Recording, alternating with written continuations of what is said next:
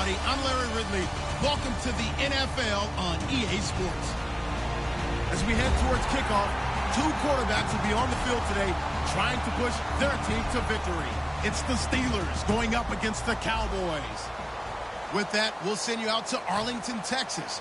Here's Brandon Godden and Charles Davis. We are sandwiched between Fort Worth and Dallas, Texas, in Arlington at the luxurious AT&T Stadium. Coming up, we've got what should prove to be a good one between the Pittsburgh Steelers and the Dallas Cowboys.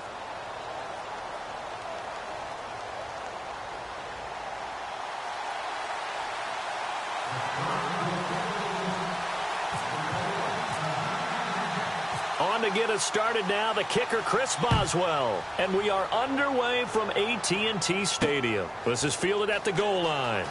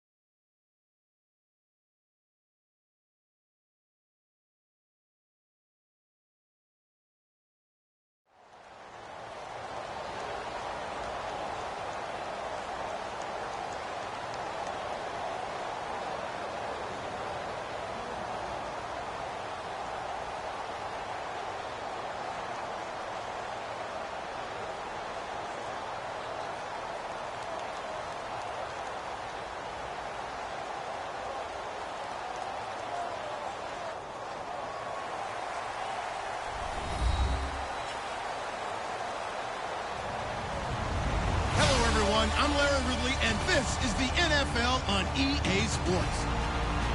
Tonight's matchup features two quarterbacks who will be trying to lead their team to victory. It's the Cowboys going up against the Steelers. So with that, let's get up to Heinz Field in Pittsburgh. On the call, here are Brandon Godden and Charles Davis. Thank you very much, Larry. We are here on a beautiful afternoon for football. Coming up, we've got a good matchup on tap between the Dallas Cowboys and the Pittsburgh Steelers. This will be fielded at the 8. And he's up across the 25 and down at the 28-yard line.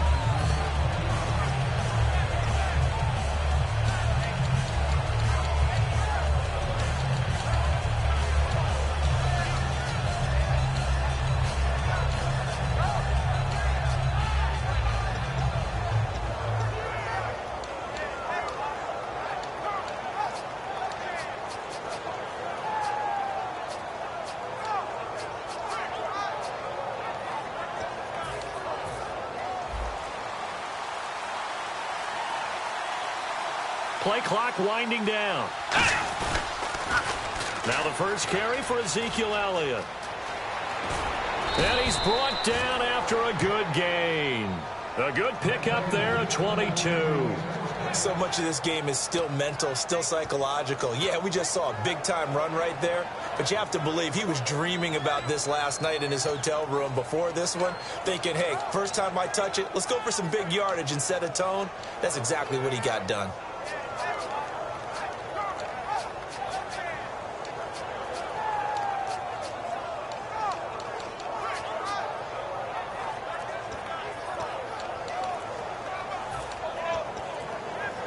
They'll need...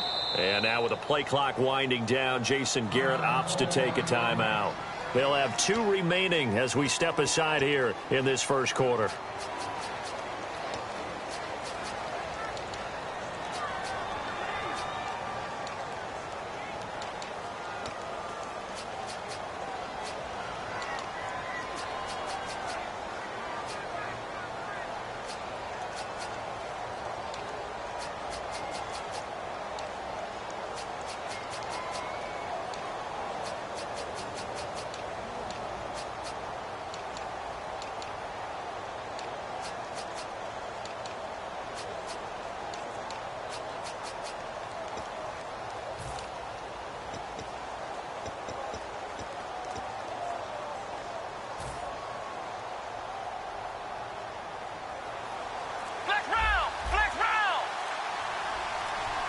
Time running out here on the play clock. They keep on the ground with Elliott. And he's going to be stopped up at about the 47-yard line. Give him a couple on the carry there, 2nd and 8. Here's the offense, and I don't know what more you can say at this point in his career about Jason Witten. You just give him full respect. This is a guy who knows how to do everything on the football field. Not just catch the ball, but huge in the run game with his blocking at the line of scrimmage. On 2nd down, Elliott. He can't bring him down. The weight room does work. And that play will go nowhere. Losing yardage back near midfield at the 49.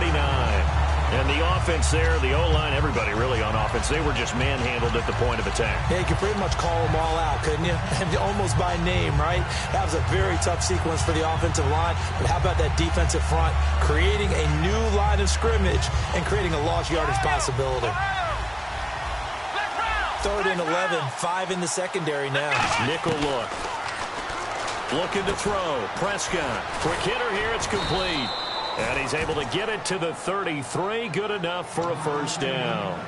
So opening drive, 3rd down. They complete the slant to move the sticks. And ordinarily, it's a high percentage pass when you throw it. And receivers like to run that route because it gets the ball in their hands pretty quickly.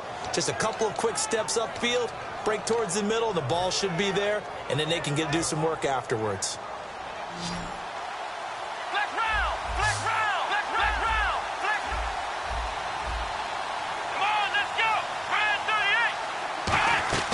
Now a play fake here on 1st down. Surveying the field. He's going to fire one deep left sideline. He was looking for Terrence Williams that time. And now it's 2nd down. And the starting defensive unit here for Pittsburgh. Ryan Shazier ran so fast at his combine that many people thought someone actually ran for him. He's a linebacker who ran sub 4.4, and he uses that speed to make plays all over the field.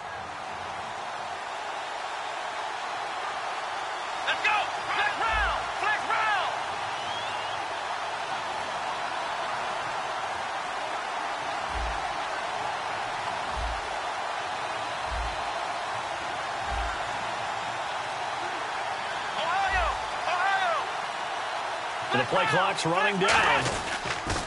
Now back to the ground with Elliott. Oh, Elliott going to be hit. He coughs it up. Loose football. And this will get out of bounds right at the line of scrimmage. So fortunately, they're able to hold on to the possession. And Charles, I know Ryan Shazier, who made that tackle, a youngster you like a lot. I love him, and I liked him a bunch coming out of Ohio State because the more this game leans towards speed and less on bulk, that's where Ryan Shazier excels because of his ability to run down plays. If anything goes away from him, he'll chase it. A lot of the time, he can run with tight ends, running backs downfield, and pass coverage.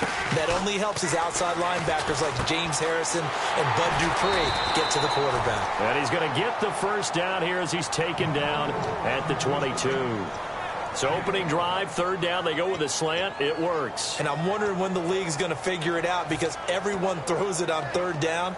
You expect pressure, so you want the ball in the hands of the quarterback quickly. It's a three-step route ordinarily, and you're throwing it where you see the receiver breaking towards you. So it's an inside route.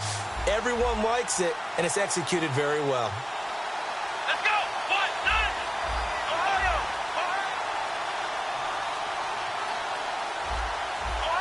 Play clock winding down.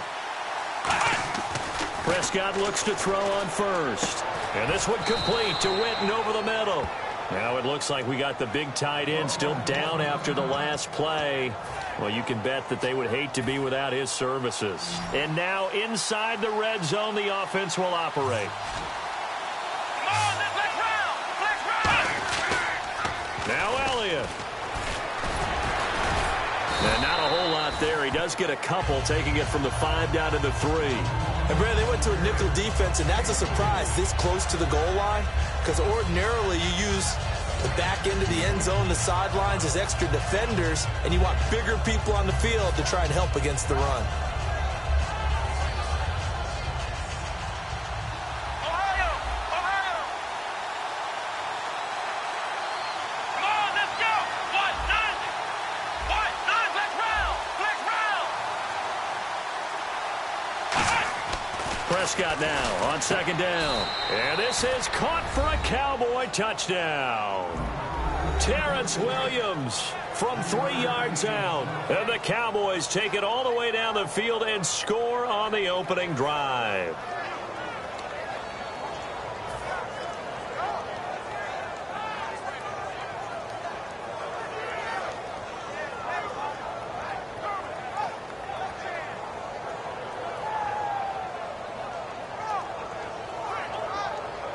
Dan Bailey now for the extra point.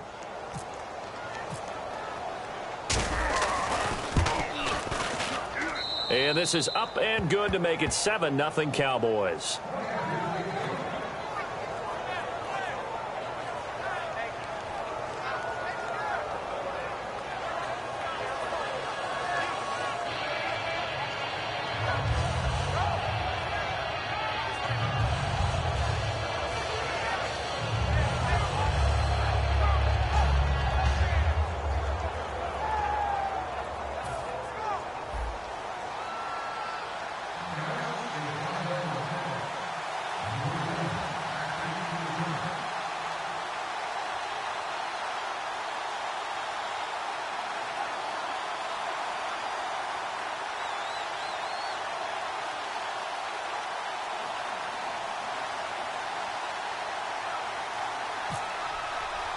Bailey now to kick it away after the touchdown.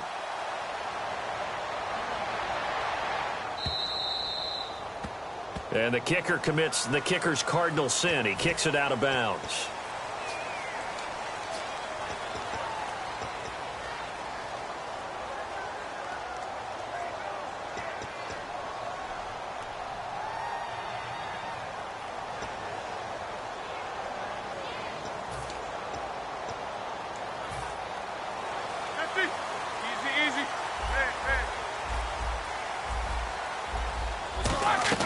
They go play action here on first down. Over the middle, it's caught by Rodgers. And he eventually goes down, but not before reaching the 30-yard line. You know, when I see passes like that, I'm reminded of something you and I talked about yesterday. Big Ben was a wide receiver the first 3 years of high school, sitting behind the coach's son. And then he finally got that opportunity. I think he's made the most of it. It's always the coach's son, isn't it? But you know where it helps him? When he looks downfield, he knows what the receivers are going to do. He actually has wide receivers' eyes when he's throwing the ball. Goes underneath for Bell. And he's able to get it to the edge of the red zone at the 20-yard line. Call it a 3-yard gain, and that's going to make it third down and less than a yard. They'll try and run for it with Bell. And he takes it down to the 13 and picks up the first. And now the Cowboys are going to call another timeout. And that's their second charge timeout here in this first quarter. They're down to 1 remaining.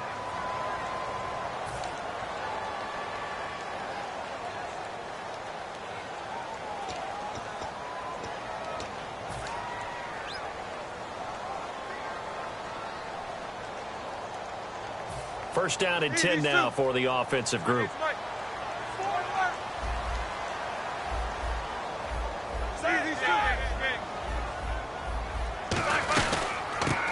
And they'll keep it on the ground with Bell.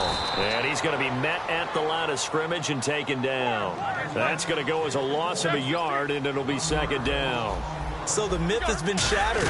Every cornerback in the league is not just a cover corner. Some of them will stick their nose in there and make plays exactly as we just saw there. A big loss suffered by the offense after that nice tackle. How many times do we say in this game that speed kills, and it does it in so many different ways? In this case, you got a back who's quick and shifty, can make moves, make people miss, but also gets to and through a hole before it can close down.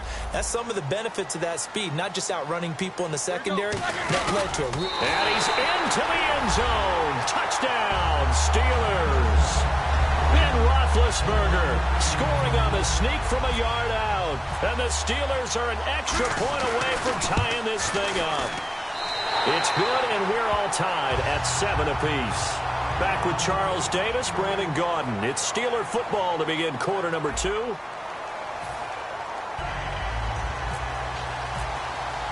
So we're right back where we started, all even as the kick's away. This will be taken very short. And they'll be set up pretty nicely here as they have it up to the 35-yard line. The offense for the Cowboys now working their way back onto the field. And that recipe on their last drive that resulted in a touchdown looked pretty good, so they'll be hoping to do that once more. And it takes me back to when we sat with the offensive coordinator and the head coach. They felt pretty good about their game plan and thought there were some holes in the defense, and they exploited them the last time out. Let's see if they can come back and put together a similar drive. And we'll see if they can do just that.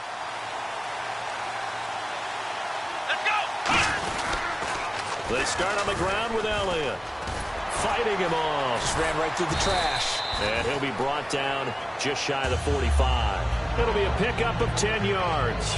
And it'll be second and very short. That was a good, strong run there. And while it won't pick up a first down, it was definitely something needed by that offense. A positive run. They got a good push by their guys up front. Maybe it's something they can build on as this game continues. They'll need to get the play off quickly. Back to the ground, but here, McFadden. They get 5 out of that one, and it moves the chains. Second and inches is oftentimes an invitation for an offense coordinator to take a big shot downfield because he feels like he can come back on third down and pick up the first down. But sometimes you just don't want to break tendency. Stay with what you are, stay with who you know, and go get the first down. That's exactly what they did. A first down carry by Elliott. And he's going to get this one down to the 45. It's a 6-yard pickup, and it gets him to second and 4. 4 yards remaining now on second down. Some runs are blocked so well, you almost forget that someone has to carry the ball to gain the yardage. The leverage by the offensive line to create space up front, really well done. And he'll get it inside the 40 to the 39. It's a pickup of 6 and good enough to move the chains. So many teams want to throw the ball in this situation nowadays, but I love watching a team that has enough confidence to go ahead and run the football in that situation. That's almost a tendency breaker. They come out here in the eye. Now Dunbar. A good run there on first down, and it'll leave them with a second and 2. I know the toss play begins with the guy taking the snap and turn around and tossing it to the runner. But where the real intrigue is, can they seal the edge? Whether it's an offensive tackle or a tight end in the direction they want to run the football. If they do that, that's the result that you get, that type of a game. If they don't, oftentimes it's not a very successful play. On second down, McFadden trying to run inside, but nothing there. He got maybe a half yard at most, but officially they'll be left with a 3rd and 2. And he got off the end there very quickly to make that play. Yeah, it was almost like the bullet train, wasn't it? I mean, just zoom. Quick, quick, quick. And what a terrific play, holding him to no gain. It's a short one here, complete to his tight end. And they do get him down, but he's inside the 5 all the way to the 3. And in a lot of ways, that catch is expected. Red zone presence, and that one was realized there. You've got to find your tight end in that situation.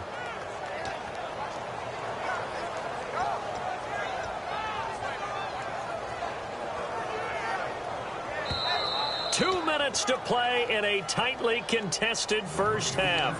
Back to Heinz Field after this.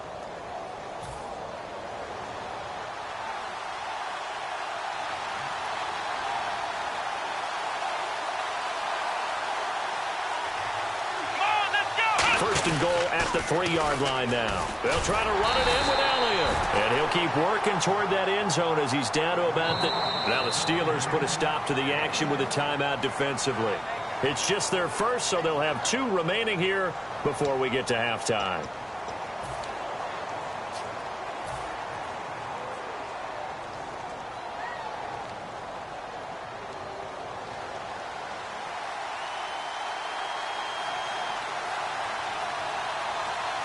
They come out here in the eye. They'll try again with Elliott. And he will take it in for a Cowboy score. Ezekiel Elliott punching it in from a yard away. And the Cowboys have taken the lead. And they're able to run it in. It started with a battle in the trenches. They won there, and they got in for 6 points. And that's going to be a tough one for the defense to deal with. They've got to go to the bench now and figure out how are we going to slow down this running game, because on that particular play, they had no answer. This is fielded a couple yards deep. And he'll wind up about 4 yards shy of where he would have been if he had taken a knee, as they'll start at the 21-yard line. Out comes his Steeler offense now, ready to see what they can do here. And that last drive was very, very balanced, pretty methodical. You think they go that route again? I'm always of the school that until they stop me from doing something, I'm going to continue. And I think that that's exactly what they'll look to do. But the beauty is the balance that they've created sets up opportunities for big plays. Looks like a run, turn into a play action, and throw one deep. Now Roethlisberger on first down. And he takes a shot on the release as this will be incomplete. Little lull in the action here to go over an offseason storyline that's kind of interesting. L.A. a couple years ago, they have no teams, and now they're going to have 2 with the move from San Diego to L.A. What does that mean for the league and for the Chargers? It seems like an easier transition, doesn't it, than St. Louis when they moved back to Los Angeles. Less to become culture the Rams. shock. Less culture shock, less, obviously geography, the whole deal. But it's a transition is not going to be easy. Remember, they're going to go play in a soccer stadium, essentially, for at least the first couple of years before they share a stadium with the Rams. So that changes things. Obviously, trying to create an identity in the market they haven't been in a long time. They began as the Los Angeles Chargers, but only played 1 season as such. And he'll get this up to about the 38-yard line. Credit him with a 1-yard gain there to make it 2nd and 9. They're going to hurry back to the line now. Now Roethlisberger. A 1-yard gain can look like a disaster, but it all depends on how the game is going. Is it a series of 1-yard gains running the ball? If that's the case, you might have to start thinking about throwing it a little bit more. But if it's just the occasional 1-yard run, hey, congratulations to the defense. They won that one. Come back and get them the next time. Over the middle here to Brown. Brown finishing 2016 with over 1,200 yards, 106 receptions. Now for him, people were expecting maybe some bigger numbers. Charles, what did you make of Antonio Brown's season? Well, what I made of it is that he started to get more help along the way. Jesse James developed at tight end. Once Le'Veon Bell got into the lineup, he started to catch passes out of the backfield and ate up a few numbers as well. So Big Ben had more targets to throw it to. That should help Antonio Brown going forward in 2017 because he'll still be the primary guy. But when you get help, boy, you can make bigger plays downfield. They'll put 2 receivers left, 2 to the right. From the red zone now, here's Roethlisberger on first down. And it pops free. The collision there jarred the ball loose and brings up 2nd down. Looked like they had an opportunity for a big play across the middle, but he didn't have the concentration or the focus necessary and dropped it before he could haul it in. Offense still needing 10 yards. 2nd down. 2. Here we go. Hey, go. Hey, alert, he's 2. 2nd and 10 now. It's Roethlisberger. And he's in. Touchdown, Steelers. Marcus Wheaton as the first half is winding down. And the Steelers are an extra point away from tying this thing up.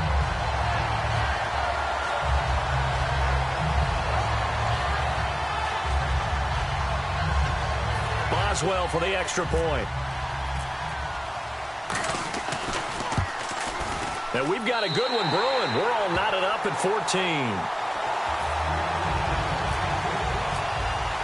So a tie ball game here as the kick's away.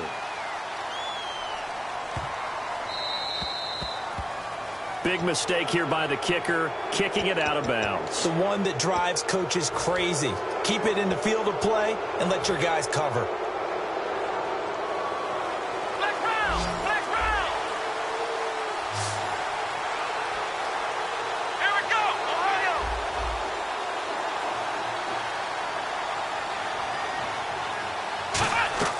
First down, Prescott.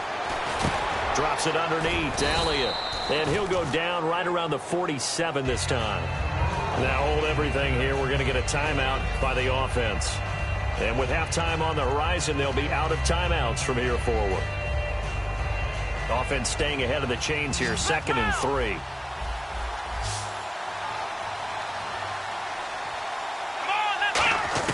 Second down, Prescott. He's got time. He's going to air one out. Trying here for Bryant, and it's intercepted. A great read, and it's picked off. And his guys have got it back at the closing stages of the first half. And now out come the Steelers. And you got to think, if this is anything other than just taking a knee, I'd be very surprised. Yeah, they've got enough to talk about at the half. Why do anything else? Just get out of there.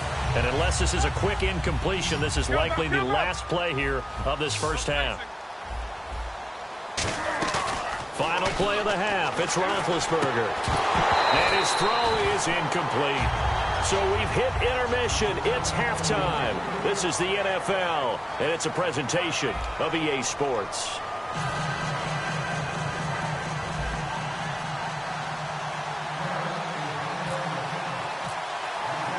So both teams have their marching orders, and we'll get going again here in quarter number 3. This fielded a few yards into the end zone. And he will take it back only to about the 13-yard line here.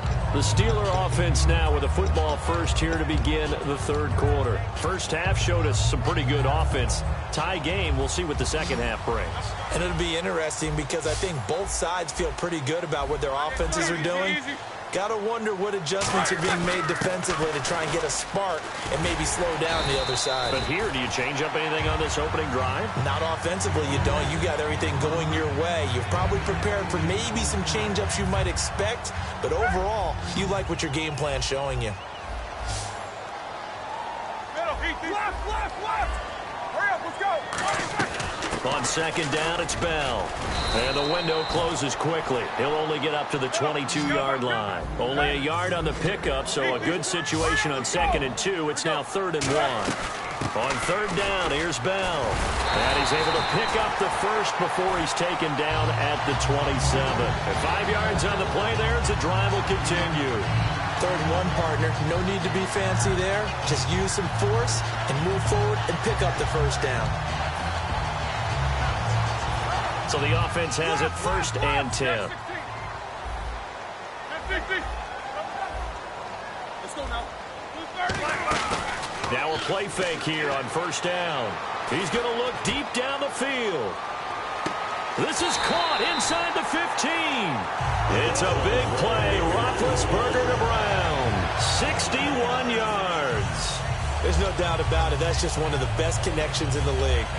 Big Ben throwing it to Antonio Brown, and Antonio Brown has turned himself into such a player. A low-round draft pick, but you can't beat his determination or work ethic, and Big Ben welcomes that. And Big Ben won a Super Bowl at 23, youngest ever to do so, has never looked back. Eli Rogers, the intended receiver, and that'll bring up 2nd down. Anytime a ball's thrown in the middle of the field and it's popped up in the air, I expect someone to catch. It doesn't matter whether it's offense or defense because there's usually a great amount of bodies in that part of the field. In this case, no one came up with it. They'll go back to the ground with Bell. Uses the stiff arm. 2nd down, a little more productive than 1st. 7 yards on the gain. It gets him to 3rd and 3 now. Well, this play sequence was really kind of called in reverse. Incomplete pass on 1st and 10. Nice run on 2nd and 10 when probably everyone was expecting them to throw the football. Now, if you're the defense, what are they going to do on third down? You're a little off balance. They come up in an offset eye. Roethlisberger now to throw on third down. Got his man. It's caught for a Steelers touchdown. Sammy Coates from 4 yards out. And the Steelers are going to take the lead. So on third and medium, they dial up the pass, and it works to hit the end zone. And it's really not a surprise to me. That's a throwing down in the NFL because of how tough it is to run the football. But what offenses like to do is still show run formations to make them respect it and throw out of those. In this case, they took a nice shot at the end zone and made it pay off. And a nice return sets him up pretty good here at the 30-yard line. No, not a good sign here. He is still down on the field. And he's obviously an integral part of this offense.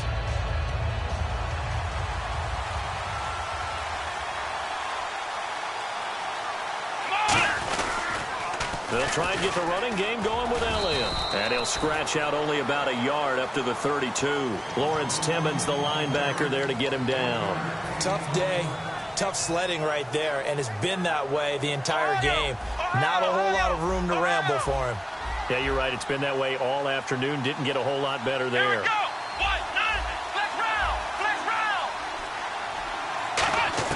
go. A second down throw for Prescott. Looking right sideline, that's complete. He goes for 18 there as the drive will continue. Offense comes to the line now, 1st and 10.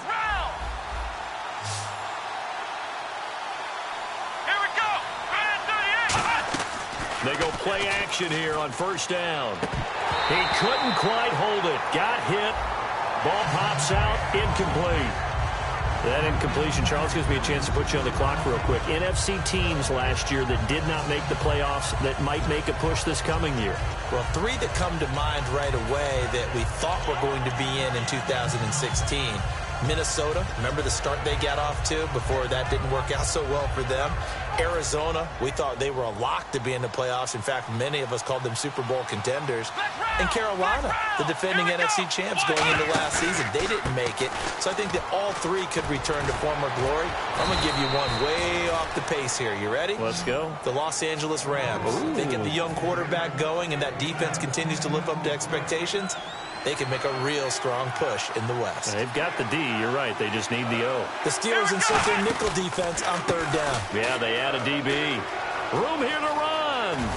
And he's going to have the 1st down yardage as he's down at about the 30-yard line. Give him 10 yards on that one, and that'll earn him a fresh set of downs.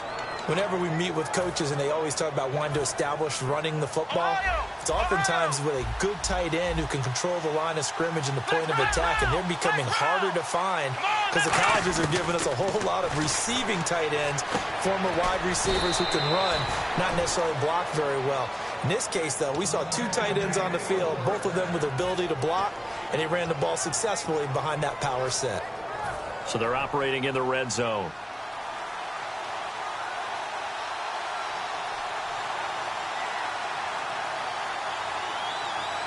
They come up in an offset eye. They'll try to sweep with Elliott. And able to get him down, but he does reach the 5. A nice pickup of 14, and it moves the stick, sets up a 1st and goal. The good old toss play, and this time they go to the left side, so give a lot of credit to the offensive line. Center, guard, tackle, able to seal that side. But the guy that we don't give enough credit to, wide receivers. They have to do a great job of blocking downfield, otherwise that play can be spilled in the backfield. In this case, everyone handled their responsibilities, and they picked up really nice yardage.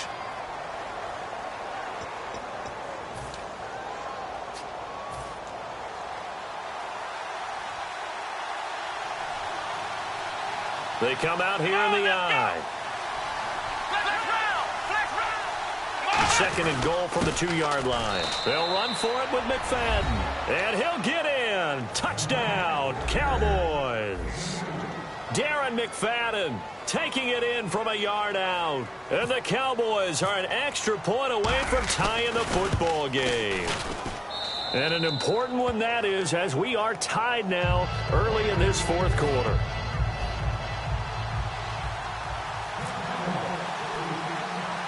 So here comes the kickoff now, all even here in this fourth quarter. It's a short kick, taking it to 15. Now the Steelers offense gets ready to get back onto the field. And that last drive, a long drive, but not just that. They had a great air attack going. Do they stick with that? I would think that they would, because if they were confident enough to do it on the last drive, starting backed up in their own territory, why would you change anything? They've got to be confident about what they're presenting and continue to do so. Yeah, because the secondary, they really look clueless. And that was amazing because that drive went and went, no adjustments, and no big plays by the defense to knock the ball away. They'll start out on the ground with Bell. And he's going to lose yards. They take him down at the 26. It's a loss of 5 there, bringing up second. And they're going to speed things up here. On second down, here's Roethlisberger. Over the middle here to Brown. They call it a gain of 19, and it moves the chains. Well, clearly one of his advantages as a passer is his height. Sit back in the pocket, fired over the middle. That makes things tougher defensively, doesn't it? It really does, because your goal is to move the quarterback off his initial spot when he gets his drop back completed.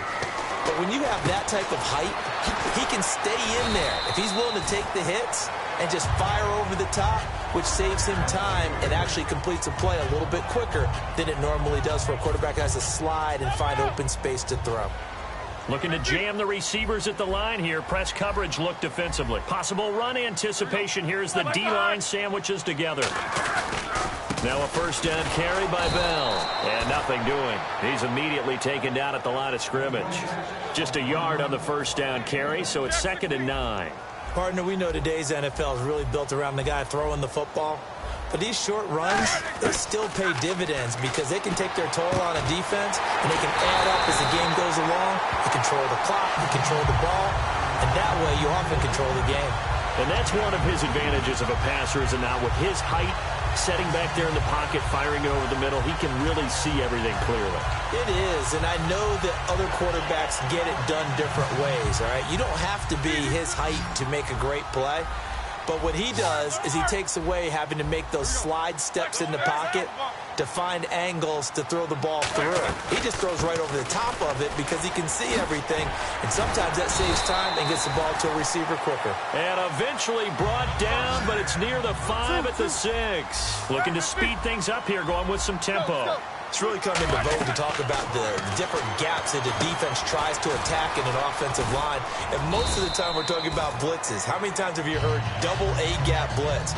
Well, where is the A-gap? It's the space between the center and the guards, either side. So when you're having a double A-gap blitz, there's 2 guys coming through that gap. In this situation, though, that A-gap wasn't open for the defense to exploit. The offensive line took care of it, protected it, and moved the defensive guys out of the way to allow for that nice run. Roethlisberger, and he's in. Touchdown, Pittsburgh. And Roethlisberger taking it in. And the Steelers are going to take the lead. He's given him a little jolt, just gave him the lead there, but 2 TDs now in the game. And that jolt puts them in the lead. What a terrific job by him. He is carrying the ball and simply saying, I want to win. And now he's hoping his defense has that mentality as they try to hang on to that lead. Now it's Lucky Whitehead on the return. And a nice return sets him up pretty good here at the 30-yard line. And now Dallas gets set to take the field. And they're going to need another score. Got one last time, but still down here. When you're playing catch-up, every possession becomes crucial, doesn't it? It's vital. Get back out on the field, punch in the end zone again. They know it's not easy, but what they do have going for them, they did score the last time. They think they've got a good formula working. And what about the defense? Well, now you're just saying to yourself, okay, we gave up a score last time.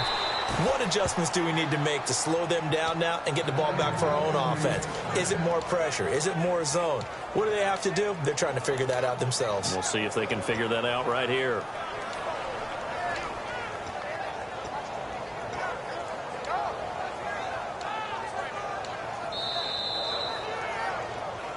Time for a break. We'll come back, see what transpires after this.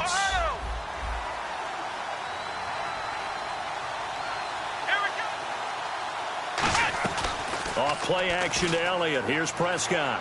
Now a desperation throw, and that's caught inside the 30. 30 yards on the pickup there. And it'll be first down, Cowboys. And at this stage, down in the second half, looks like they just wanted to find a way to get it in the hands of their playmaker, and they did. I think you're exactly right. I don't think the coordinator's looking at his play sheet and trying to figure out which play will work well. He's trying to figure out how to get the ball to the playmaker that you just described. Looking down at that sheet, you find people plays, not necessarily X's and O's, and that's exactly what they did there. It's a 6-yard gain on the ground, and that'll make it 2nd and 4. This drive is turning into an extended one, and the guy carrying the ball, he's becoming more like a body blows guy. Every carry is putting some damage on the defense. So after a while, I'm not too sure how many guys are going to want to run up and tackle him. He's back to throw. Dez Bryant, the intended receiver, and it's 3rd down. If you're a defender, one of the fun things about playing zone defenses, especially in today's football, is that it's not as static as it was in the good old days, meaning you just drop to a point and reacted to the football. Now you end up with a lot of man-to-man principles once you get into your zone defense. In other words, get to your assignment and then locate a guy coming into your area, and then you... And before they can run this 3rd down play, we're going to get a timeout. It's just their first. They've got 2 more to use here in the final stages.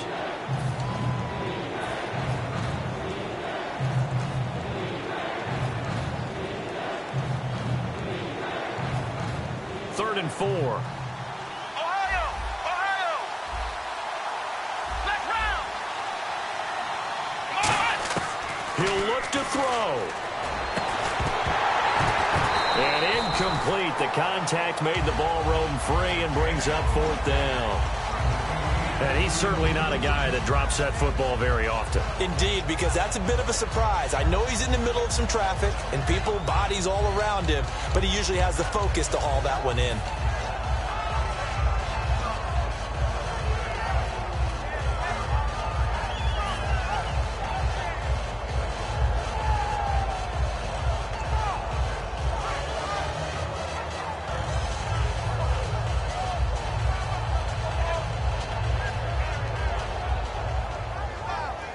Down 7, and they've got to go for it here on 4th down.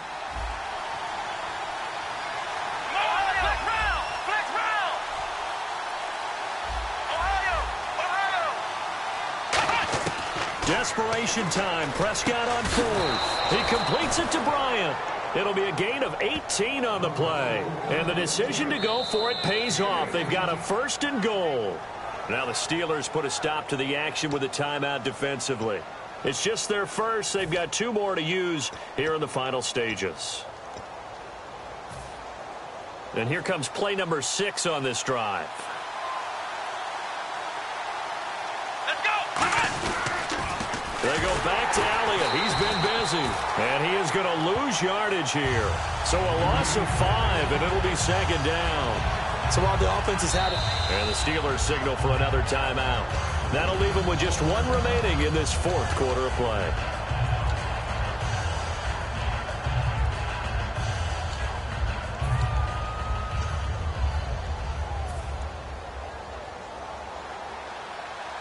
Let's round! Let's round! Ohio! Ohio!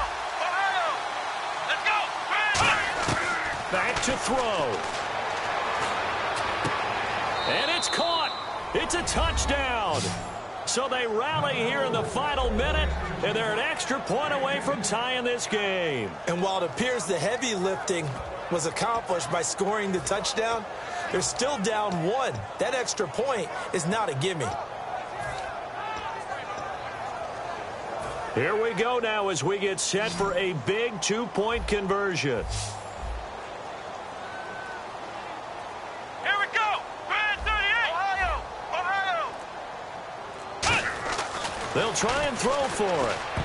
And unable to connect. They don't get the 2-point conversion here. I know there's some time on the clock, but I still think you kick the extra point there and don't go for 2 and go for the win in that spot. Yeah, time or no time, why not just take the 1 and even the score? And then that way, no matter what, at least you know what you're dealing with now.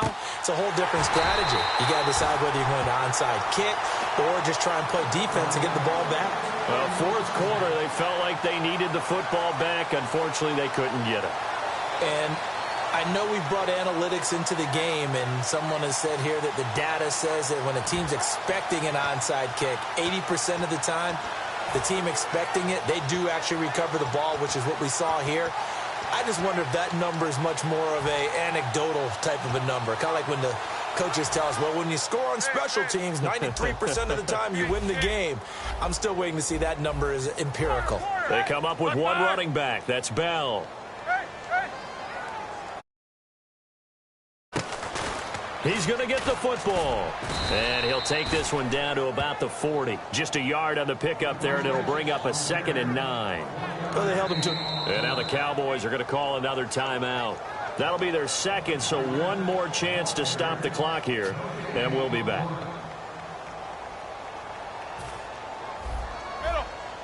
And on the outside, they're playing press coverage.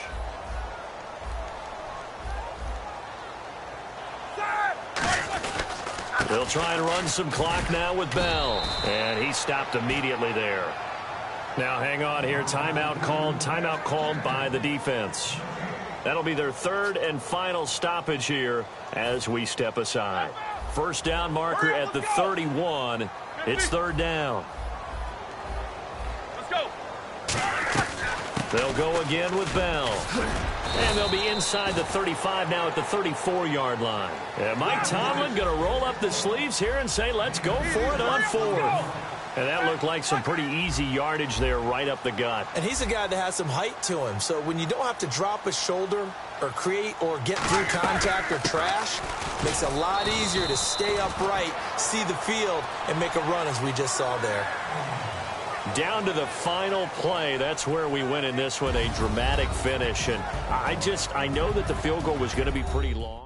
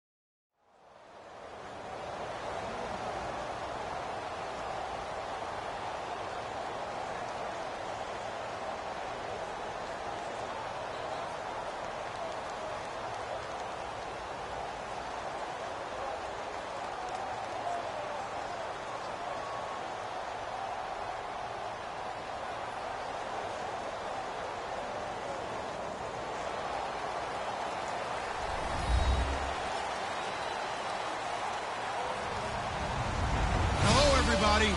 I'm Larry Ridley, and this is Madden 17 on EA Sports. Anticipation is mounting for today's game, and we've got two quarterbacks looking to make an impact. It's the Cowboys going up against the Falcons. So with that, we'll send you out to the Georgia Dome in Atlanta, home of the Dirty Birds, where we bring in the two men who will call the action. That's Brandon Godden and Charles Davis. Gentlemen. Larry, we are just off of Centennial Olympic Park Drive at the home of the Falcons since 1992. It's the Georgia Dome here in downtown Atlanta. Today, we've got a good NFC matchup on tap between the Dallas Cowboys and the Atlanta Falcons.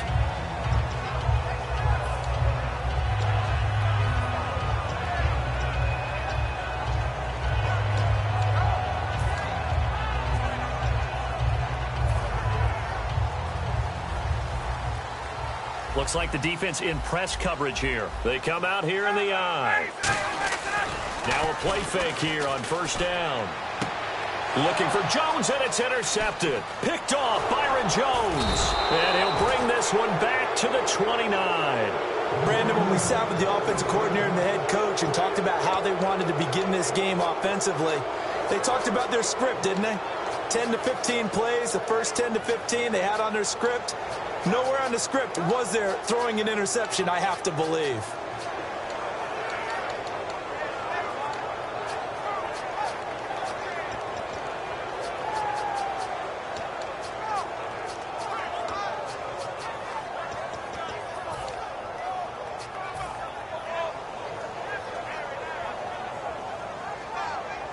Really nice starting field position here for the offensive unit. Time running out here on the play clock. Here's the first carry for Ezekiel Elliott. And he'll lose yardage. Brought down at the 32. That's going to go as a loss of 4, and it'll be second down. It'll be real interesting to take a look at this play later, because on this pitch toss play, I get the sense that he just followed the pulling guard or the pulling offensive lineman through that hole and spilled this play early. Yeah, because he didn't even get to the outer third of the field. He was tackled in the middle third. Yeah, when you're talking about a pitch or a toss tackled there, that means they read it fast and diagnosed it and knocked him down in a hurry.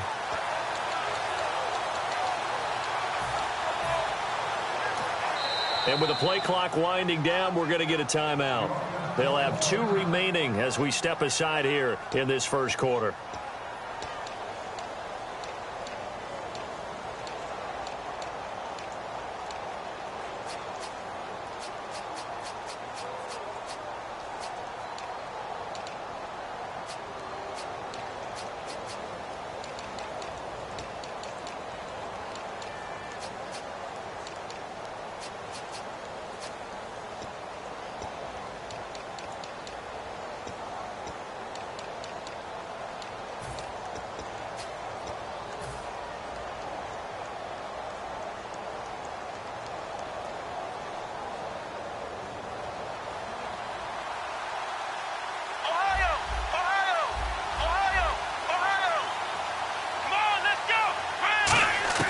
They play fake to Elliott. Now Prescott. Pressure brought in, and the Falcons get there for the sack.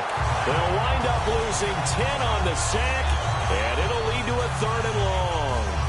Well, so much for setting the tone of the drive offensively. Giving up a big sack that loses that kind of yardage, not a great start.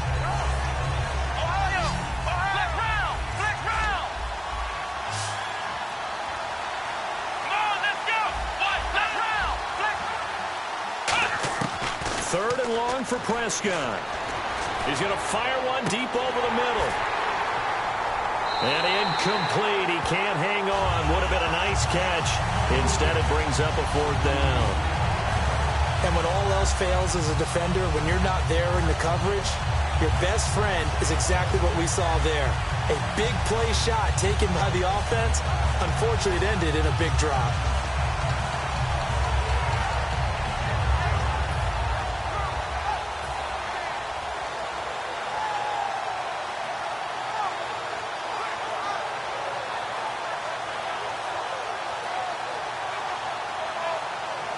So the Cowboys will punt it on 4th down. As on is the veteran Chris Jones to kick it away. Back deep for the Falcons is Eric Weems. The play clock's running down.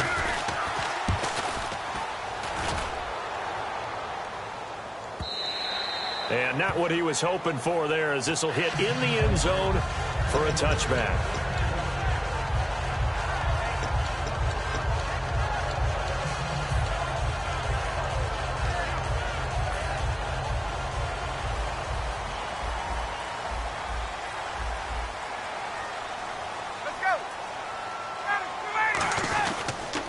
They'll run for the first time with Devontae Freeman.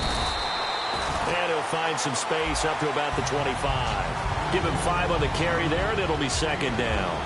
A glance at the starting unit. Julio Jones, a threat on the outside, of course. Combines great athleticism, incredible speed, and a whole lot of toughness to be one of the better receivers in the NFL. They run. Devontae Freeman. They'll lose a yard that time, and that's going to lead to a third down. Defense thinking pass. They've got the nickel set out on 3rd and 6.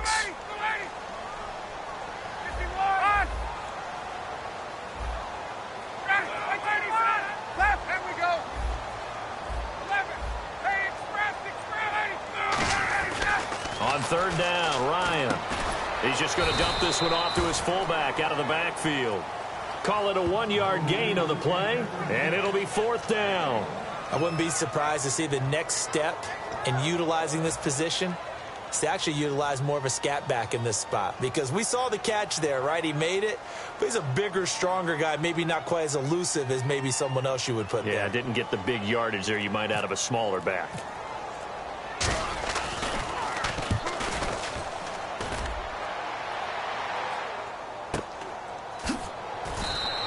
It's a 4-yard return following a punt of 49. And the Cowboys will take over the football with a 1st and 10. And now Dallas gets set to take the field. And last time out, they had to punt the football away. Anything positive possibly to take from that? There always is when you're punting the football away. It doesn't sound like it because you're giving it up, but you've avoided a mistake. At least you didn't turn it over. You didn't turn it over, right? You're giving your defense a chance because you're punting the ball away, and they're set to go on the field as opposed to sudden change after a turnover. And wow, now we got to go out there and stop people. So, yeah, there's always something positive to be gained from it.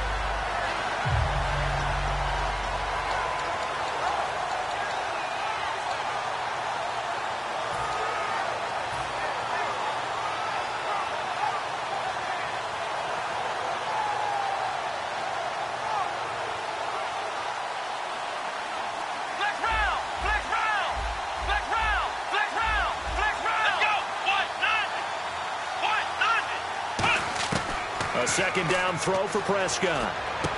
Going right side here, and that's complete. And he's brought down after a good gain. A really nice gain of 25 yards. Quarterbacks love slant routes because the receivers are breaking right into their line of vision, and receivers love them as well because they're getting the ball on the move and able to catch it and try and get upfield and gain additional yardage. His throw incomplete. Okay, starting lineup time offensively, Charles, for the Dallas Cowboys. And how about them at number 4 in the 2016 draft? Big needs on the defensive line, and they go with the running back. They go star power. They went star power, but Ezekiel Elliott, in a lot of ways, was exactly the right decision. When they had winning success in 2014, they did it running the football. Elliott can do that for them again. They'll pitch it out to Elliott. And down to the 44, 5 yards that time. Partner, I know you call the play-by-play, but you know your ball. If I throw these numbers at you, all right, 6 yards shy of 2,000 of total yards from scrimmage for a rookie running back. What do you think? Sounds like me in high school. Sounds like you doing it, right? It's really fascinating at what he was able to do. The thing for me, though, he did that as a rookie. Where do you go from here? I mean, can you keep going up from those numbers your sophomore campaign? I think that you can. He's had examples of that preceding him in the NFL. Some guys who are in the Hall of Fame right now. Remember, he had 16 total touchdowns because it's not just his ability to run it. He can catch it out of the backfield as well. No one plays harder than this guy does, down in and down out. I think he's just going to keep getting better.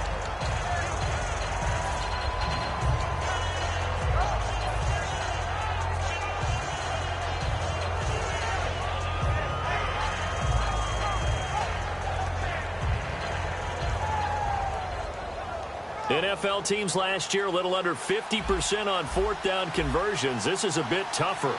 4th and 4. 4th down, Prescott. And he finds a man with a crossing route. And taken down, but not before a beautiful little hurdle. Sometimes it can be dangerous. There, it earned him the first. And that's a big pickup of a first down. And you know that all week, both sides of the ball, offense and defense, are going through every situation. And in this case, the offensive guys had the right play dialed up because defensively, you work on fourth down situations as well. And deflating for the defense. They can't get the stop here. And no escaping this time as he'll go down. They got him for a sack. The defensive line disperses a little bit here, maybe expecting a pass. And plays like that really hurt play calling. They had a really nice gain on the previous play. Rush coming, and he's taken down. It'll go as a loss of 3 on the sack, and it brings up 3rd down. Sitting alongside Charles Davis, I'm Brandon Gaudin, as it is Cowboy football to begin quarter number 2. They're in the midst of a nice drive, but facing a 3rd and long here.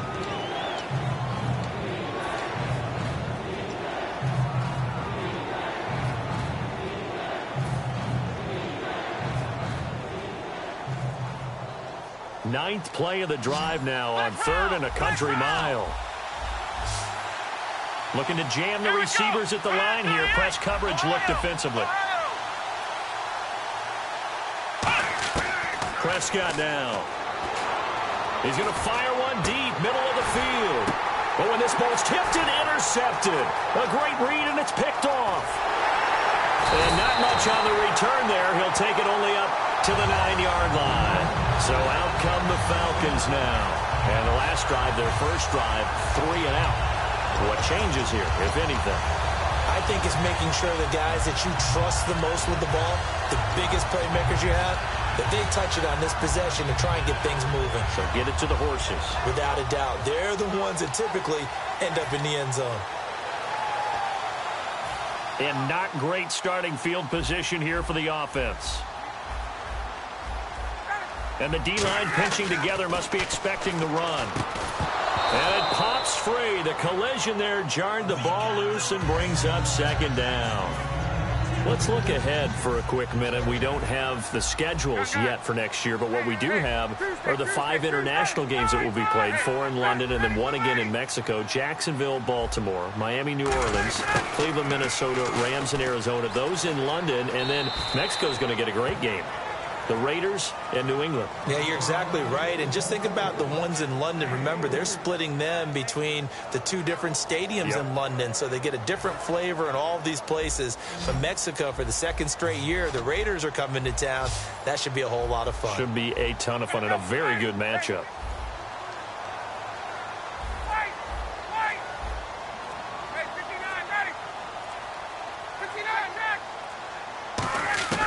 Ryan now off the bootleg. He's got Sanu.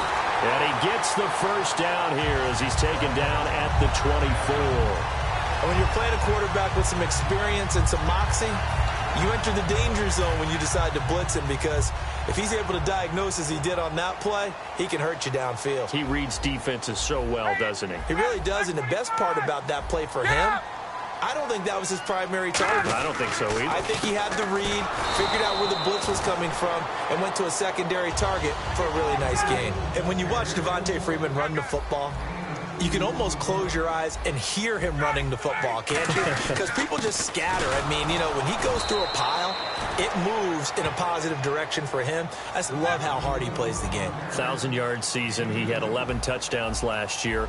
In March, 25 years old. So he's kind of hitting that sweet spot for a running back, isn't he? He really is. And I still remember the evaluation of him coming out of college. He does everything well, but you weren't sure he had a dominant trait. Well, wrong about that. He's dominant just about everything he does, and I think that he's going to continue to elevate his game and seek a 3rd Pro Bowl in 2017. So here we go, 1st and 10 now.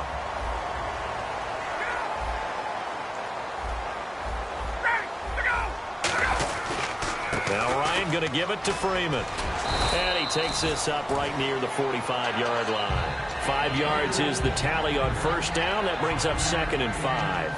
And that's exactly what you want on a first down run. Pick up 5 yards, bring up 2nd and 5.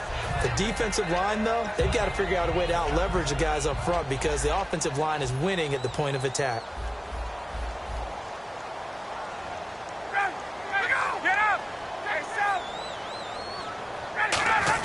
Ryan turns and gives to DeMarco. And he'll be tackled right on the midfield logo. After a gain of 5, they'll wind up being about a length of the football short here on 3rd down. This will be the 8th play of the drive, and it's 3rd and inches. And on the outside, they're playing press coverage. Let's go. On 3rd down, Devontae Freeman. And brought down, but not before he was able to break the tackle, and the extra effort moves the sticks. I always appreciate runners who understand situations. That was just 3rd and inches. No reason to dance around in the backfield and try and break off a bigger play. Just go pick up the first down, and that's exactly what he did.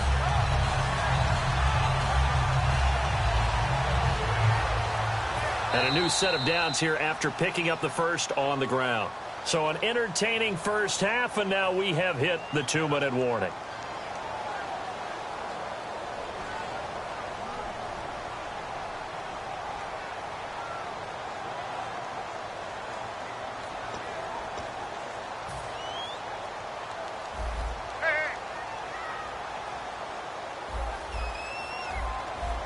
They come out here in the eye. Freeman again, a first down carry. And he's going to be met at about the 43. 2 yards on the pickup there. It'll be 2nd and 8. That's a good play by the guys on the defensive side of the ball. Held him to a gain of 2. And that changes the playbook a little bit now for the guy calling plays. 2nd and 8. Now he's got to probably think about going to the air instead of maybe staying with the ground game. Now they'll throw it with Ryan. Sanu with a grab over the middle. And they're able to get this one past the 30 down to the 25. And Brandon, I think Mohamed Sanu had a nice career while he was in Cincinnati, but he really elevated 2016 in Atlanta. The most catches for himself in a single season. 59 of them, 4 touchdowns. Really a nice compliment to Julio Jones, and he was a nice compliment in Cincinnati. I don't want to say he's not a number 1 receiver, but he plays that number 2 slot well, doesn't he? He does, and I think it's because of his versatility. He can play in the slot. He can play out wide. They can use him as a wildcat quarterback. He has thrown passes in the NFL. In fact, going back to his days at Rutgers, I think he threw 18 passes while he was at Rutgers, so you never know what you're going to get when Mohamed Sanu has his hands on the football. 4 yards on the pickup, and that'll make it 2nd down. Creeping up on a minute to play in this first half. Hey, let's go. Ready. Blue 80. Now Ryan on 2nd down. And he's going to drop this off to his fullback. And he'll take it down here just shy of the 15 at the 16-yard line. Call it a gain of 5. And that'll make it 3rd and 1. And the offense moving quickly to the line. Here's Ryan. And that's caught by Tammy. And he takes it down to the 13 and picks up the first. Now whistles come in. We're going to get a timeout here by the offense. It's just their first, so they'll have 2 remaining here before we get to halftime. Well, just play after play after play on this long drive for the offense. 1 receiver left, 2 to the right.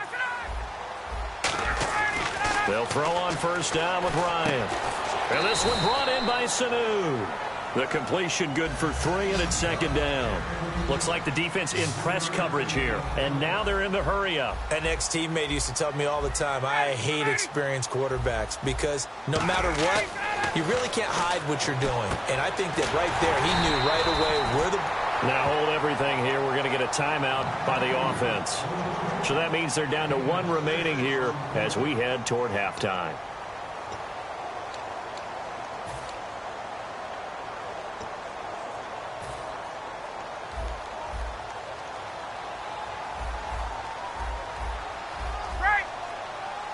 I see an extra defensive back on the field. Little surprise here on 3rd and 1. On 3rd and short, the fullback DeMarco.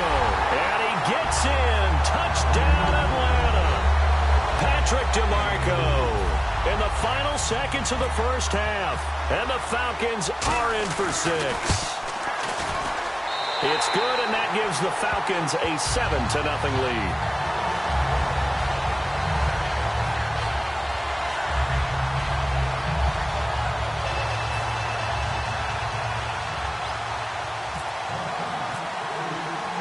Now after the touchdown, it's Bosher to kick it away.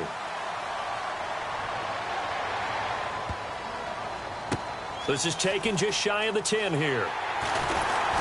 And not a great return here. He'll make it back only to the 10-yard line. And now Dallas gets set to take the field. And you got to think, if this is anything other than just taking a knee, I'd be very surprised. Yeah, they've got enough to talk about at the half. Why do anything else? Just get out of there. And they line up now for what will likely be the last play of the first half. They'll put 2 receivers left, 2 to the right. Final play of the half, Prescott. He's going to take another shot here. Oh, and a bad throw there. It's intercepted. Picked off by Robert Alford. We have hit halftime. Still 2 more quarters to go. We'll take a timeout. We'll be back after this. You're watching the NFL, and it's on EA Sports. It's in the game.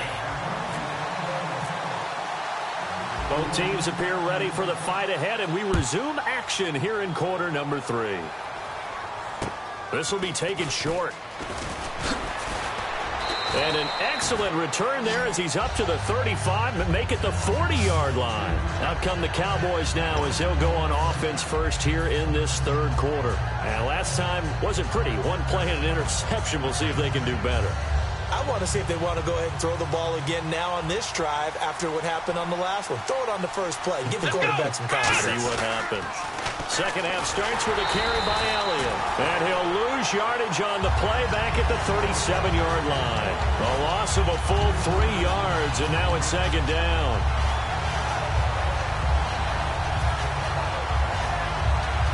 Second down and a little ways to go here. 2nd and 13.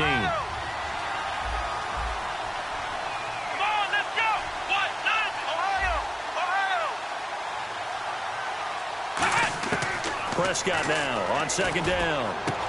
Firing quickly here, and that's complete. They'll wind up losing 3. And now it's third down.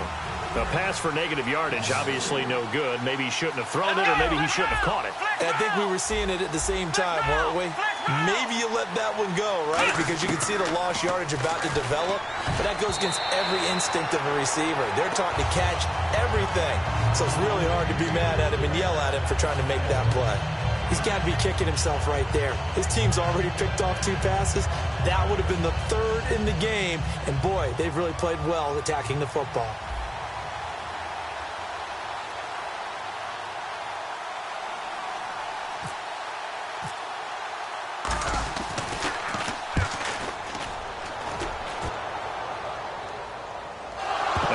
Fortunately, he was able to get it back, but it's left his guys in a bit of a hole here. They're backed up deep to start this drive. Here comes the Falcons offense. It's their first possession of the second half now. They were able to get the ball back here, didn't surrender any points. Now they'll look to add to that lead. Yeah, how about the boost the defense gave them? Going right out on the field, shutting them down, not giving up any points, and turning the ball back over. They want to do their part now and show them a little respect and some gratitude by scoring some points. And to get a little more cushion. Just a yard on the catch there. It'll be 2nd and 9. Well, the strategy was evident there. Get it to your tight end and make it a one-on-one play with a cornerback. Who's usually going to win that one? The tight end, but not there. Not in this situation. How about the corner defeating that logic and making a really nice tackle?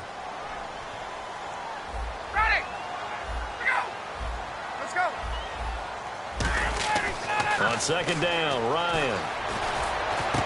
It's caught over the middle, Hooper. And he's brought down after a good gain. So the defense blitzed. A nice job picking that up, completing the pass. And how in sync was the quarterback in his center on that play? They saw the blitz, made the appropriate calls, got the line engaged because now they know there are going to be extra guys coming at the quarterback, so they got their assignments down pat and kept them away from him. And he's able to step up in the pocket and fire one now for a really good strike. This is Freeman on 1st and 10. Shrugs the tackle. Nice. 5 yards on the carry. Good pickup on first down. And the coach has decided to challenge this play. He has tossed down the red flag.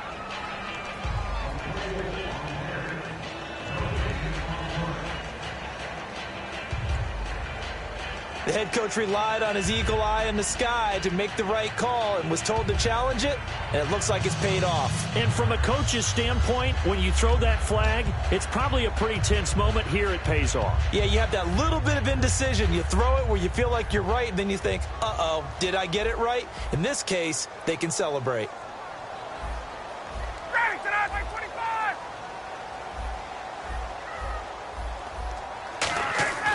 On second down, here's Ryan.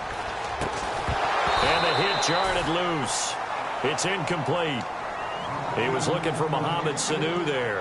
And it's 3rd and 5. It looked like they had something there, but I think that he was thinking about running with the football before he actually hauled it in, and that led to a big drop.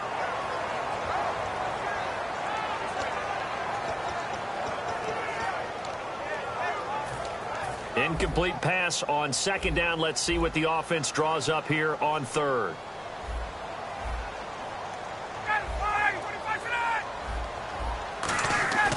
They run the play fake to Coleman. Now Ryan. They'll roll him out right. And it's complete. Hooper. And they're able to convert on 3rd with a solid gain of 23. Looked like the defense put pretty good pressure on him, but he's able to flush out to his right to try and evade people. On the run, had to get on his horse. Still accurately throws a nice pass for a first down.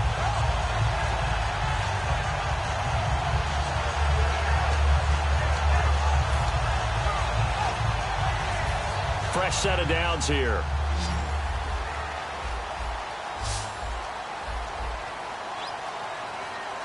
Freeman, the lone man in the backfield.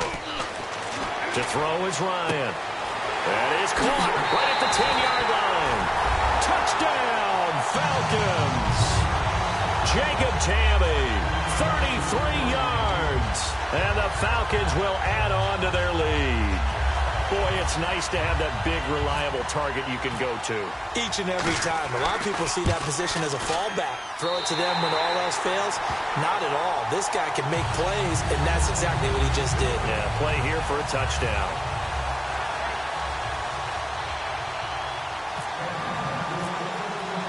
Now after the touchdown, it's Bosher to kick it away. And a short kick, taking it about the 16. And out now come the Cowboys. And still no points on the scoreboard. You're coming off of the 3 and out. They're just looking for anything to grab onto right now, aren't they? I'm wondering if someone's going to take charge in the huddle.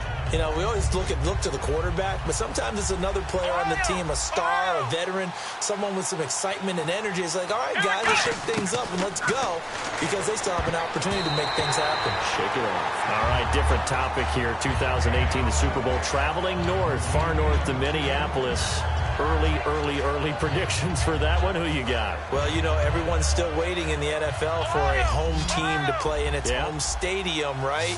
So could the Vikings be that team? I'll start in the NFC, and I'm going to say no. I think Seattle.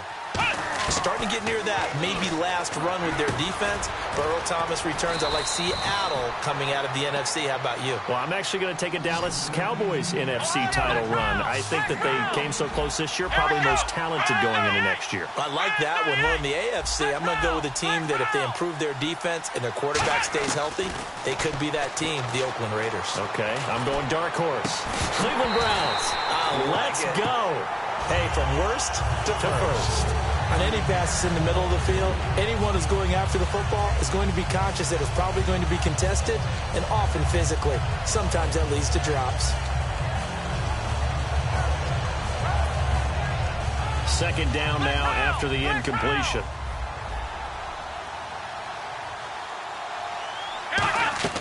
Throwing again. Prescott on 2nd and 10.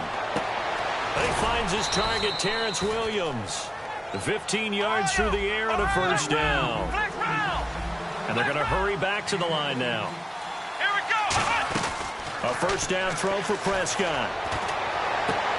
And he's going to be intercepted a 3rd time. It's Desmond Trufant. And he'll bring this one back to the 29. Now the Falcons offense, they get ready to head back out here. Good drive last time. Really effective passing the football. Do you maybe mix it up, now go to the ground game and surprise the defense a little bit? I would anticipate the defense making some changes, but I wouldn't necessarily just absolutely go in the opposite direction. They're doing so well throwing the ball. Yeah, well, I wouldn't change it up until they showed me a reason to do so. 2 yards on the carry there. It'll be second down. And quickly, they get to the line.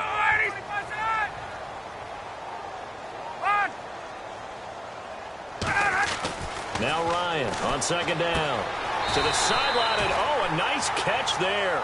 Made sure the feet were inbounds, and they were.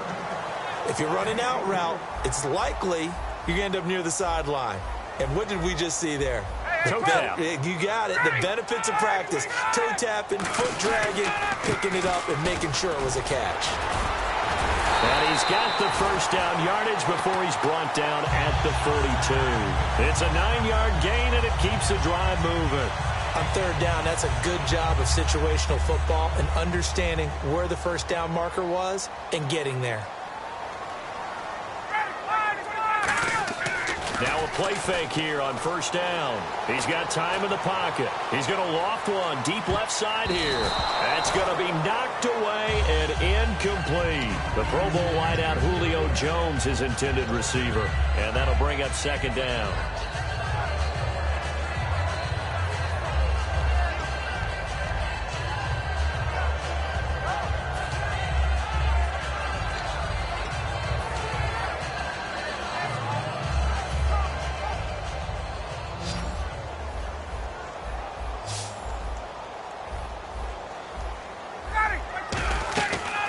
Play fake to Freeman. It's Ryan. Buying time to his left. And he almost had it defensively. Could have been a game changer there in this second half. Instead, it's third down. Oh, man, that was close. The opportunity to change momentum, big play, right in his hands, unable to come down with it. A sigh of relief, no doubt, on offense that fell harmlessly to the ground. Looking to jam the receivers at the line here. Press coverage look defensively. On third down, Ryan. And he fires one that's intercepted. Picked off here by Anthony Hitchens. And they will take over possession of the football at their 42-yard line. And now Dallas gets set to take the field. And 3 interceptions in this game. I would have to think, I wasn't a quarterback, but number 4 is kind of, oh, you're like, oh, man, I can't throw 4. No, what's interesting is, what do the coaches decide to do now? Having thrown 3, do you alter your offensive strategy? Do you take the ball out of his hands and maybe turn to the running game? Or do you have that supreme confidence that he's going to turn things around? We'll see what they do. Well, you mind if we go off topic for a second? No, you know I like to do that randomly. AFC playoff contenders for this year that didn't make it last season. Who do you have that might get in? Well, I think Cincinnati's got to be considered there. Maybe they'd have an offseason that's calm, and they go into this season and try and get back to the playoffs where they've been perennials. How about Denver? Yeah. Remember last year they didn't have the quarterback to start. Trevor Siemian played pretty well overall, but maybe they can get solidified there and ride that strong defense right back into the playoffs. I'm going to give you a couple a little bit off the pace. Indianapolis cannot afford to squander Andrew Luck, one of the better young quarterbacks in the game. They've got to get back to the playoffs. And Buffalo, brand new head coach, brand new people running the ball club. Let's see if they can figure it out, because I think defensively they can be awfully strong. Back now in Atlanta. It's the Cowboys in possession of the football, but they trail here as we begin the fourth quarter of play.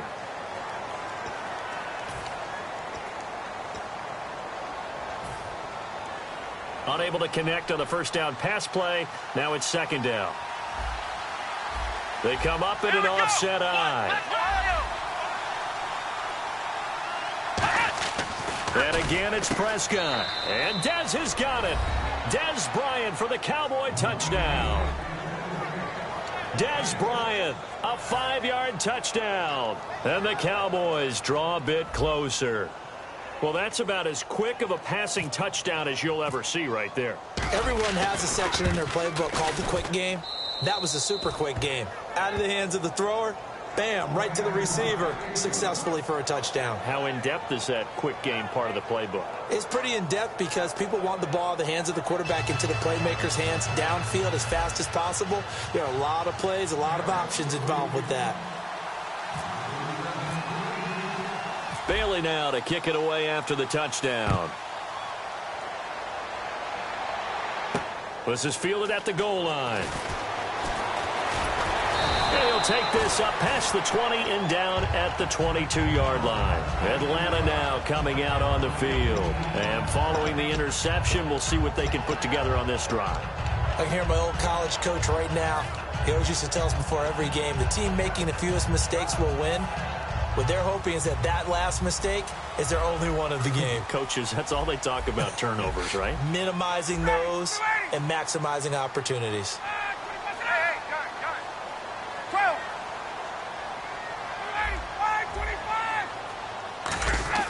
They go back to the air here after the INT on the last drive. Getting it out left side to Sanu. A gain of 6 there on first.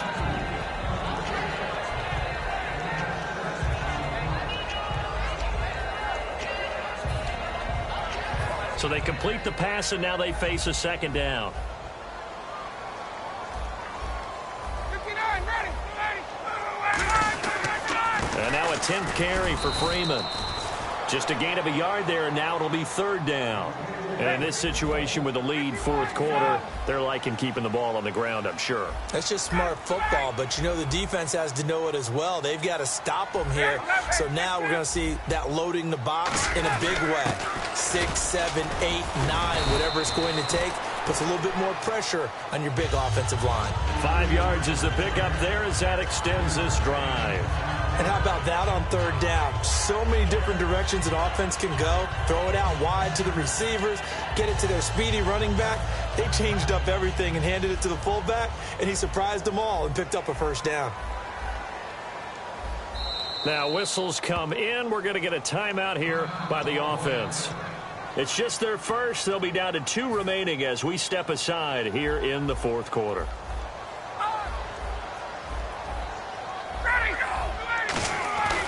Ryan on the handoff. It's Freeman. And he'll get this up to about the 40. He'll get a nice chunk there on the first down run, and it's 2nd and 4. And after the play on the ground, that brings up 2nd down here. And now it looks like they're going to be in the hurry-up. Shift together here from the D-line. They come up in an offset eye. On 2nd down, Freeman. Still going. They can't stop. Devontae Freeman. They're not going to get him.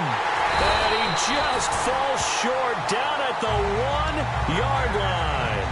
And Freeman, not sure if he was a surprise exactly, but he sure took the NFL by storm.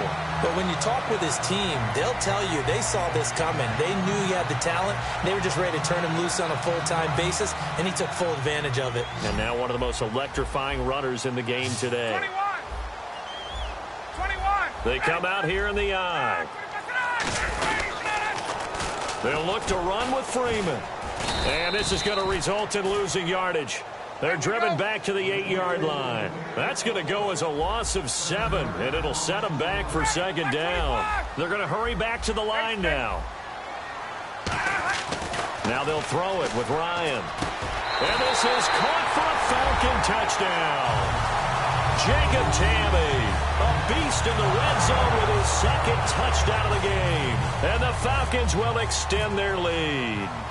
And, man, Charles, talk about zinging something in there. Those gloves, they help with one-handed catches, the fun stuff. Any padding for a rocket like that? One would think so, but I'll guarantee you this. After that throw, his hands will hurt later. Not right now in the moment. He's just feeling good about catching it. Yeah, a little stinger, but a touchdown. Now after the touchdown, it's Bosher to kick it away. And a short kick, taking it about the 16. And they're going to start this drive in pretty good shape as they get it up past the 30. Here's the Dallas offense now heading back out onto the field. And they're hoping to capture some of that magic they had last time out when they were able to put together a scoring drive. But they're still down here, Charles. Not the major concern, though, because of what you talked about. They scored the last time out. They feel good about themselves. They feel like their game plan is now in effect. They know how to attack and what plays they want to put together. But they've got to keep it moving in the right direction because, as you did note, they are down on the scoreboard. First down, Prescott. He couldn't quite hold it. Got hit. Ball pops out, incomplete. We know it's not an easy job to go out and catch passes when people are trying to tackle you and knock the ball away. But the bottom line is, that's a pass he's got to have and a pass he should have caught. So the incomplete pass brings up second down. They'll put 2 receivers left, 2 to the right. A second down throw for Prescott. Throw right side, complete to Williams. 6 yards is the pickup, and that'll lead to a third down. And they're going to speed things up here. Prescott from the gun on third. And he couldn't hang on to it through the contact. Incomplete. I'm not sure we could spot any tendency here on this third down. They could have run it or passed it. Either one was available. They chose to try and get it through the air, but they were unsuccessful. All right, they're going to try and keep hope alive here on fourth down. They're going for it. Desperation time. Prescott on fourth. He's got a man. It's Williams. Give him 9 on the play. And on fourth down, they're able to convert and move the sticks. Looking to speed things up here, going with some tempo.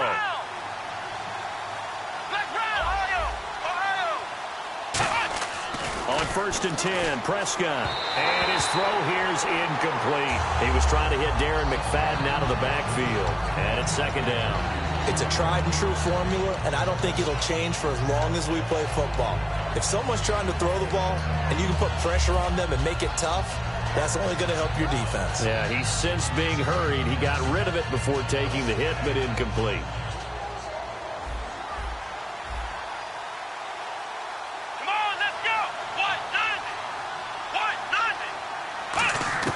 Throwing again, Prescott on second and 10. And that one goes incomplete. He's maybe lucky it wasn't a fumble as he got hit as he threw it. Well, the pressure, the hits, the sacks have been coming at him all game long. I'm frankly surprised that they haven't found a solution yet to create more time for him to throw it or maybe change what they do on offense. And that's one of the biggest differences in this game and why they're losing right now. And here comes play number 6 on this drive. So third down, and the Falcons going with a dime, 6 defensive backs. On third down, it's Prescott. Oh, hit as he throws there, incomplete. Bryce Butler, the intended receiver. And now it's fourth down. Third down is the down. Both sides know they absolutely have to win. And the name of the game for the defense is pressure on the quarterback. But pressure on the quarterback with contact, that's how you end up winning it. And they're indeed going to go for it here on fourth down. So trailing here in the last quarter. Let's see how this plays out. Got to try it here. He's back to throw. And this time he's got the hook up. It's complete. It's a gain of 13 for number 13, and it gives him a first down. Time for a break. We'll come back to wrap this one up after this.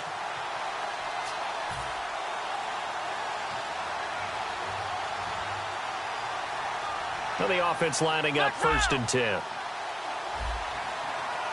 They'll put 2 receivers left, 2 to the right. Let's go. Ryan 38. A first down throw for Prescott. Finding time. Looking left sideline, incomplete. Lucky Whitehead, his intended target. That'll bring up second down. I hope I don't sound too rah-rah on that one, but that's the exact right throw. Either your receiver gets it or no one gets it. Give him a lot of credit for being really precise with it. Got rid of it. No one got it.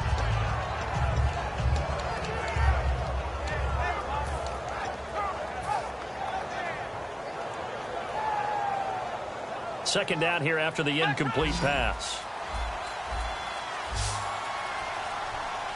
Here we go. Ohio. On second down, Prescott again. He's going to let it fly. And this is taken in at the 5. And he is into the end zone for a Cowboy touchdown. Des Bryant with now 2 fourth-quarter touchdowns. And the Cowboys have cut it to within a score. Still an important piece of business to take care of, the extra point. It's up and good. This becomes a 21-14 ball game now.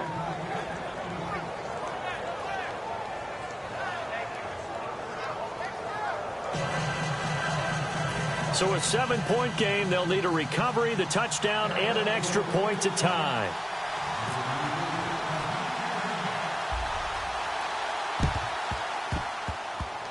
And they've got it. They recovered it. But hang on now, though. There's a penalty flag down. So they've accomplished half the mission, Charles. They get the onside kick. They do need a touchdown here, but they've got some time to do it. In the excitement, there's no need to press. Plenty of time. They have the opportunity. Now they just need to execute and finalize things.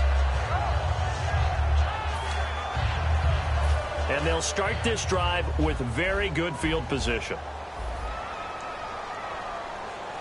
Ready. Go, ready. Go. Patrick DeMarco now from the fullback spot. And he'll get this down to about the third. And now a timeout called by the Cowboys defense. It's just their first. They've got 2 more to use here in the final stages.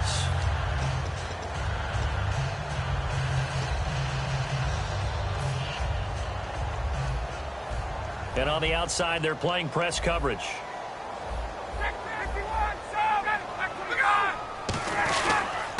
Back to the ground, this time with Freeman. Stays on his feet. Call it a gain of 5 there on the run, but they'll remain a yard or 2 short here with 3rd down coming up.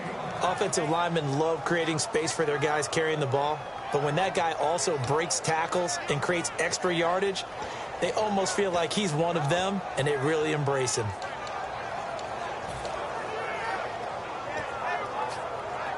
And the defense searches for one more stop here after the run on 2nd down.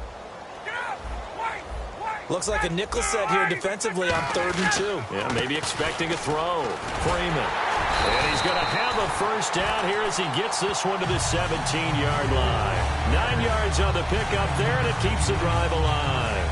I don't know about you, but that almost felt like old-time football there. 3rd and 2 is not necessarily just a running down anymore. A lot of times they want to throw the ball. They went back to the roots and powered forward and got the 1st down.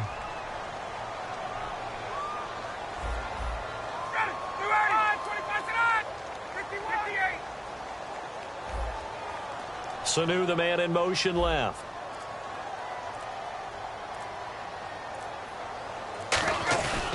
Now Freeman, he's been busy today. It's a pickup with 16 there, and it'll lead to a new set of downs. Really good, skillful, tough running throughout this contest. Picked up 1st down after 1st down. He's got to have a nickname, doesn't he? How about the human 1st down machine? I think that fits.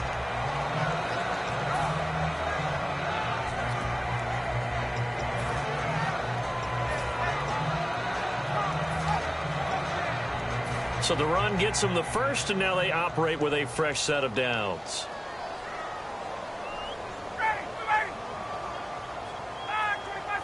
Get up!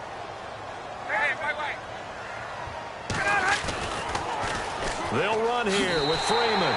And he will take it in for a Falcon touchdown. Devontae Freeman, his 2nd touchdown of the afternoon. And the Falcons will add on to their lead. Here's Bryant for the extra point. And oh, he takes off with it. It's a fake. It's caught over the middle. Hooper. And he is not going to get in there. He stops short of the goal line, and the lead is going to stay right where it is. Get up!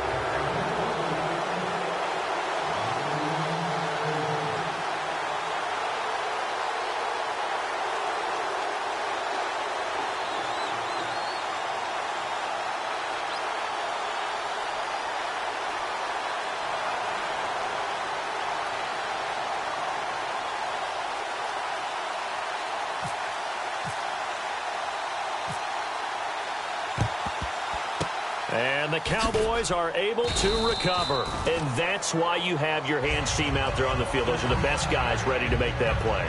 And let's face it, it was executed well. It wasn't a bad kick. It wasn't anything like that. Just that the normal outcome actually came to play. Analytics will tell you it's a very low possibility of getting the ball for the team kicking it in an onside kick situation. You're all about the numbers, aren't you? All about the numbers, baby. It's a new game now. They don't lie. Obviously a tough spot here. They need a lot of luck to win this game, but still a small chance. They've got to make sure they get the ball to the sidelines, get out of bounds, preserve clock. Prescott on first down.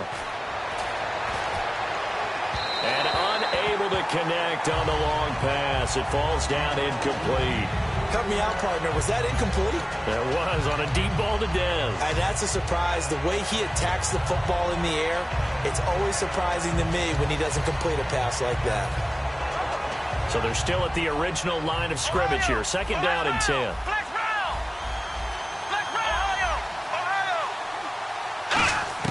A second down throw for Prescott. Bryant with a catch right side. And he gets this one all the way down inside the 15. Now hold everything here. We're going to get a timeout by the offense. That'll leave them with just one remaining in this fourth quarter of play. So after that big gain, let's see what else the offense has up its sleeve. From the red zone now, Prescott looking for someone to throw to. And incomplete. He dropped it in the end zone. After all the preparation, all the practice, a play like that will absolutely break your heart. They had everything they wanted, just unable to complete it. In the end zone, a big-time drop.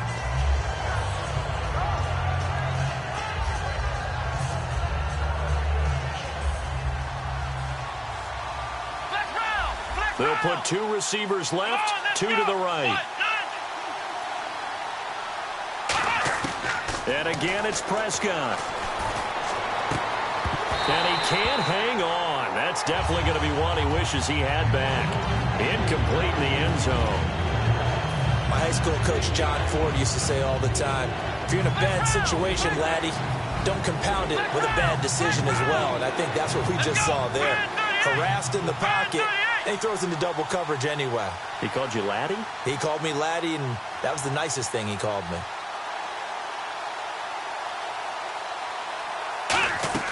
To the air again, Prescott. And this is intercepted, and that should do it. A great read, and it's picked